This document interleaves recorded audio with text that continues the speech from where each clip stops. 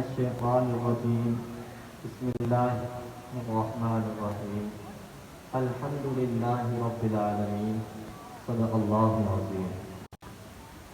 سب سے پہلے ہم اللہ رب العزت کا شکر ادا کرتے ہیں کہ اس پاک پالنہار نے ہمیں اس مجلس میں بیٹھنے کی توفیق مرحمت فرمائی۔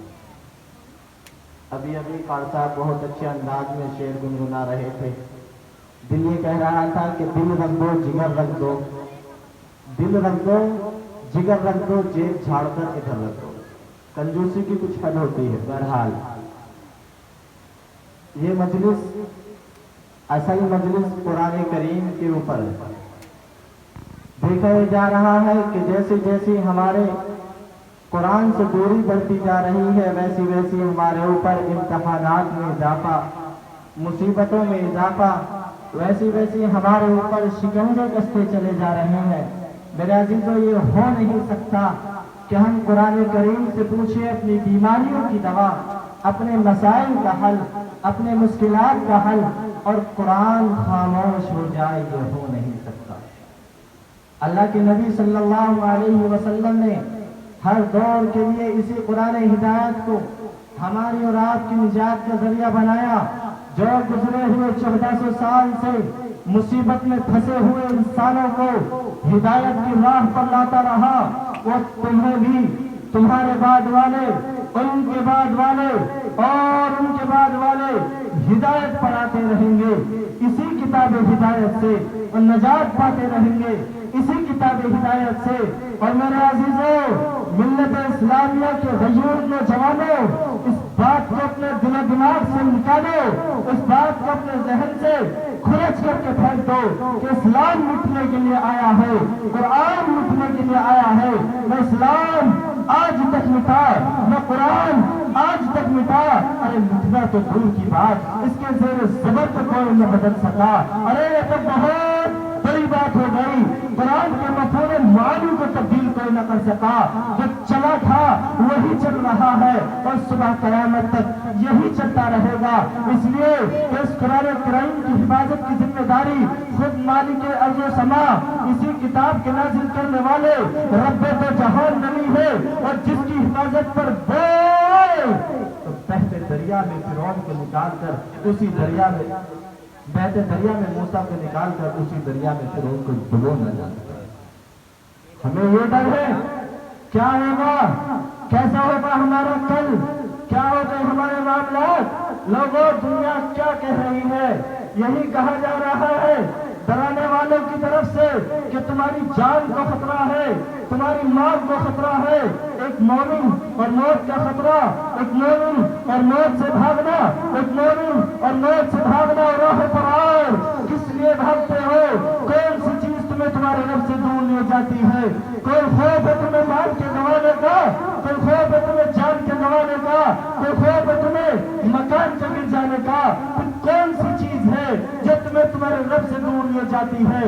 اگر خوف ہے تمہیں مال کے گنوانے کا کسی حاکم سے، جان کے گنوانے کا کسی حاکم سے، تو بتاؤ کون ہے ترکی میں زلزلہ لینے والا، کون ہے سوریہ میں زلزلہ لانے والا، کون ہے امریکہ میں زلزلہ لانے والا، وہ بیرون میں بندے والے والا جس کی مستقبل کی بہت سی امیدیں تھی لمحات میں پھنس گئی۔ یہ کون ہے؟ کون سی حکومت، کون سی طاقت، کون سا حاکم؟ میرے عزیزوں، جب فیصلے وہاں سے ہوتے ہیں تو عقل حیران، عقل شردہ پڑ جاتی ہے۔ اس لیے آنکھیں کھولو، حالات سے گھبرانے کے بجائے حالات کا مقابلہ کرو، عقل و دانش کے ساتھ، ہوش و حواس کے ساتھ، جوش میں نہیں۔ میں یہ نہیں کہتا ڈنڈے لے کر نکل جاؤ، یہ نہیں کہتا اپنے کاندھوں پر گولیاں سجا لو، بلکہ ہوش کے ساتھ آنکھیں کھول کر دیکھو، ہوش و حواس کے ساتھ ہدایت کی راہ تلاش کرو۔ مایوسی میں تم ہی چلے جاؤ گے، تم ہی اگر خوف و ہراس کی زندگی جینے لگو گے۔ یہ بیٹھے ہوئے معصوم بچے، یہ آنے والی نسلیں لوگ کس کے سہارے پر کلمہ طیبہ کے جھنڈے کو لے کر کھڑی ہوگی؟ اگر وہ بزدلوں کی طرح ہمیں جیتا ہوا دیکھے گی، ہماری زندگیوں میں ایمان سے سمجھوتے دیکھے گی، ہماری ہی زندگیوں میں وہ کلمہ طیبہ کے تقاضوں کو پیچھے ہوتے ہوئے دیکھے گی، یہ نسل کل کہاں کھڑی ہوگی؟ کیا ہوگا اس کا مستقبل؟ कैसा होगा इसकी जिंदगी में अल्लाह का रिलेशन, कैसी होगी इसकी जिंदगी में अल्लाह की नबी की गुलामी। ये मेरी और आपकी जिंदगी पर मुनहसिर है।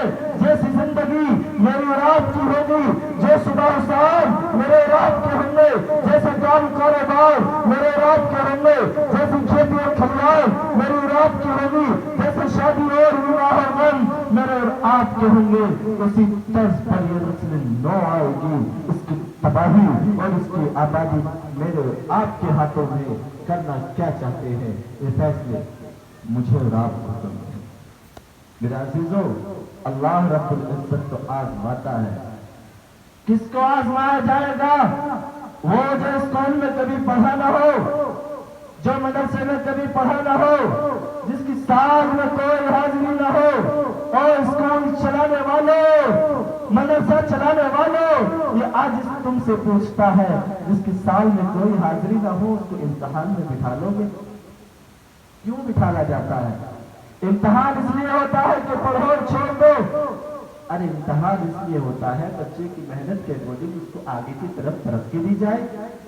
बच्चे ने 5th क्लास का इम्तिहान दिया, 6th में आएगा। 8th क्लास का इम्तिहान दिया हो, 9th में आएगा। 9th का दिया हो, 10th में आएगा। अगर उसने ग्रेजुएशन किया हो तो 3rd ग्रेजुएशन में आएगा। अगर उसने दौरे हदीस से फरागत हासिल की हो तो फजीलत में आएगा।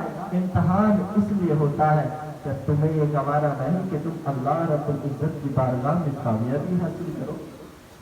क्या तुम्हें ये गवारा नहीं कि अल्लाह तुम्हें अपने करीब और करीब तर बना ले?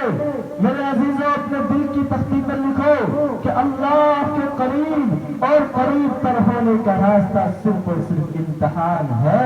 अल्लाह इम्तिहान की राहों से गुजार कर अपने कुर्बत अता करता है, बगैर इम्तिहान की राहों की कुर्बत अता नहीं हो। दुआ करें अल्लाह रब्बुल इज्जत हमें अपने कहने सुनने से ज्यादा अमल की तौफीक नसीब फरमाए।